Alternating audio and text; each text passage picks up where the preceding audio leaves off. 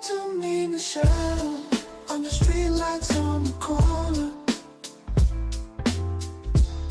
City vibes got a story. Feel the beat, don't ignore me. Welcome into another episode of Talk to Me, Michele. I am your host, Michele, with one L. I make sure I make that announcement every episode because people still have a habit of putting two L's in my name, but it's just one, all right? So I'm doing fabulous. I hope everybody out there listening is doing fabulous. And if this is your first time listening in, please subscribe to the podcast, share it with a family member or a friend, and leave me a podcast review. That's how the platform grows, where you guys share and give your feedback. So I appreciate y'all. But I do have an update for you guys. So life has been lifing lately, and between juggling everything on my plate and keeping this podcast as fabulous as ever, I had to make a little adjustment. Starting now, I'll be dropping one episode a week instead of two.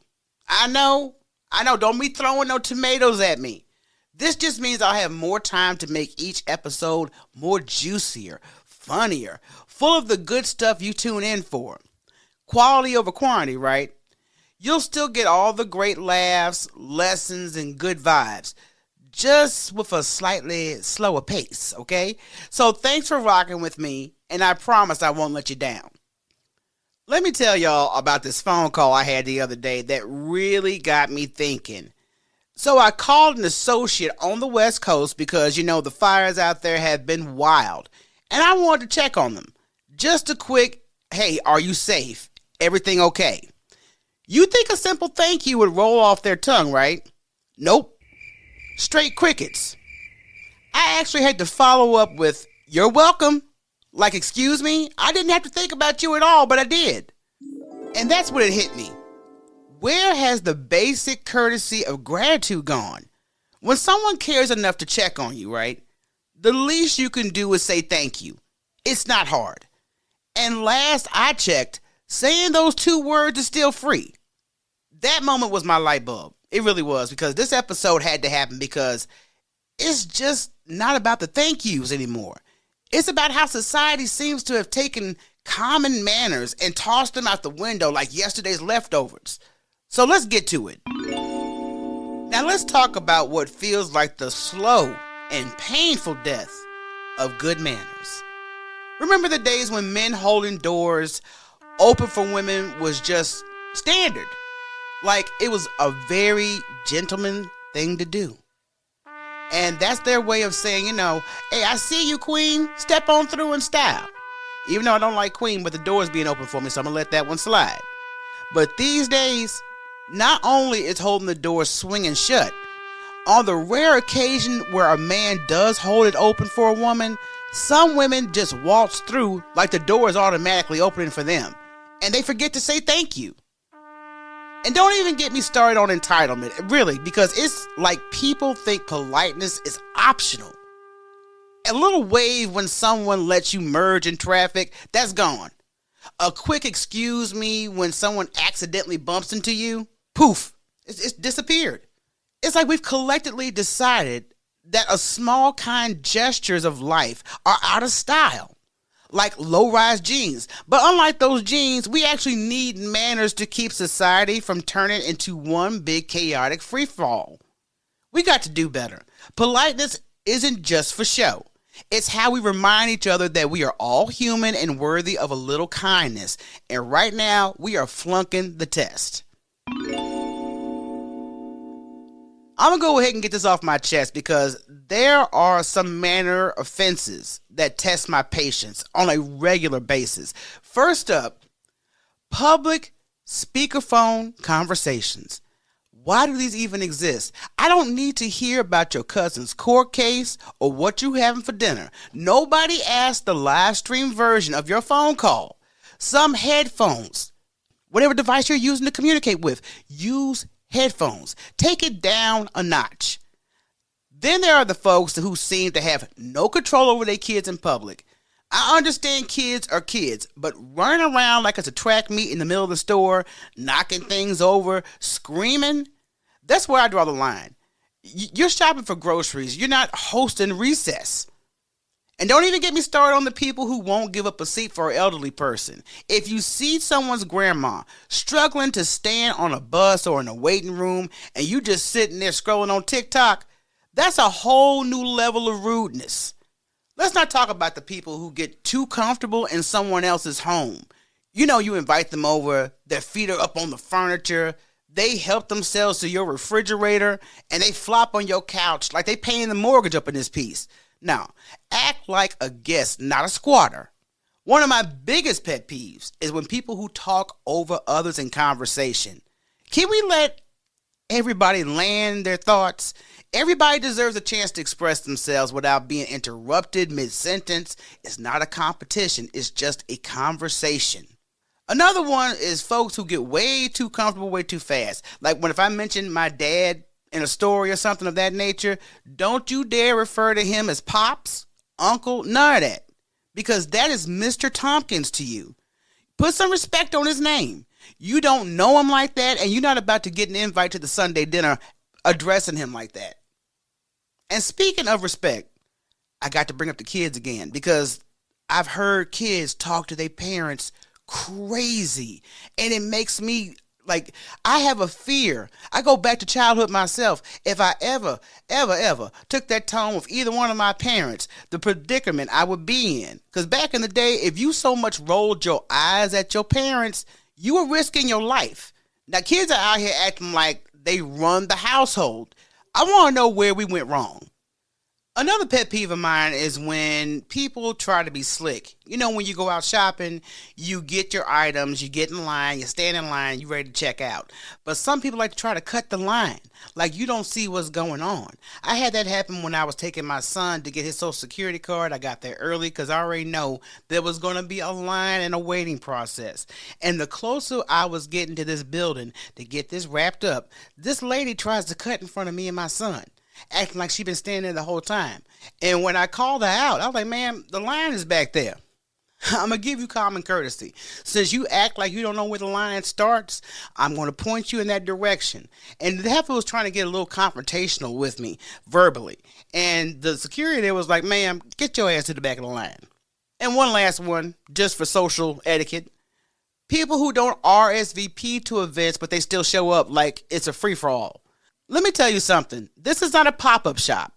It's a planned gathering, and you need to check in before you check out my snacks. These little lapses in etiquette are just exhausting. It's like people skipped the day in school where they were taught basic decency, or maybe they skipped the whole semester. Either way, we need a refresher course ASAP. Now let me take you back to a time when manners were not just optional, they were non-negotiable. For real. Growing up, there were things you just knew not to do. And if you valued your behind by the time you got home and doing all your dirty work, you knew not to do it beforehand. If I ever went to a friend's house and I heard them talking real slick to their parents, I'd be standing there in shock like, are you trying to die? Because I knew better. I knew better. Did I try it once or twice? Yes. Testing the waters with my slick mouth, I did. But I quickly learned those waters were filled with swift consequences. My parents didn't believe in taking things out the way some folks do now. They believed in instant results. And let's just say I stayed in line after a couple of memorable lessons. And let me tell you, my sister and I even went to etiquette school. Yes, we did. We learned how to eat properly, how to speak politely, even how to sit down without looking like we were about to slide out of the chair. It wasn't just about the table manners. It was about how to carry yourself with respect for yourself and others. And honestly, I highly recommend etiquette classes for parents of any young adults today. But this is the thing. It starts at home. You can't expect Miss Manners to fix what hasn't been addressed in the home. Because parents, if you're not teaching this saying thank you and please at home, it's not going to kill you or them. It's going to actually make them a better person. Show them how to respect others and watch how far it takes them in life. Those lessons taught us that manners aren't just about looking good. They're about showing respect for yourself and others. And honestly, I think the world could use a little refresher Structured lessons like those could teach this generation that it's not lame to say please and thank you. It's just basic decency. And I'm going to say it. We need etiquette classes back in this world. We need them now. You know, back in the day, manners were like a secret sauce that made society run smoothly. It didn't matter if you were rich or if you were poor. There were certain standards of politeness everybody followed, and it made life a lot more pleasant. But now, we've forgotten this recipe. Honestly, I don't know about you, but I'm tired of seeing grown folks out here acting like they've never been taught basic decency. I mean, listen, some of these kids and adults need a whole crash course on how to behave in public. So imagine the world where people actually did say thank you. They would hold the door open for everybody that came through, or where someone doesn't talk over you in a conversation like it's a competition. Like, picture this. A kid actually says, "Excuse me," when they want to pass by you in the grocery store instead of bulldozing you with a shopping cart. That's a beautiful thing. Etiquette classes aren't just about turning everybody into robots either. It's about teaching folks how to engage with the world. And I think we lack that, especially after the pandemic. We need to re-engage with the world and be taught how to do so. Unfortunately, we do. So let's bring those classes back, because we all know the world could use a little more please and thank you. And I'm sorry, if we can start just there, maybe we won't have to send out public service announcements about basic manners. Now, I've aired my grievances, okay? So let's talk about some solutions. Let's talk about how we can make the world a little bit more polite. Because honestly, it's 2025, y'all, and some of these manners are still lost in transition. I mean, when was the last time someone said thank you for the door being held open for them? If you experience that, you're either a saint or living in a very rare part of the world. So by improving, we can start with the basics at home. So parents, I need you to do this. It begins at home. Kids need to be taught that saying please and thank you is not optional. It is required, like brushing your teeth. Don't get me started on the kids don't even acknowledge their elders. If a grown person says, "Excuse me, young man, you dropped something," you better believe that kid should be saying thank you, not rolling their eyes like you just asked them to solve the world hunger problem.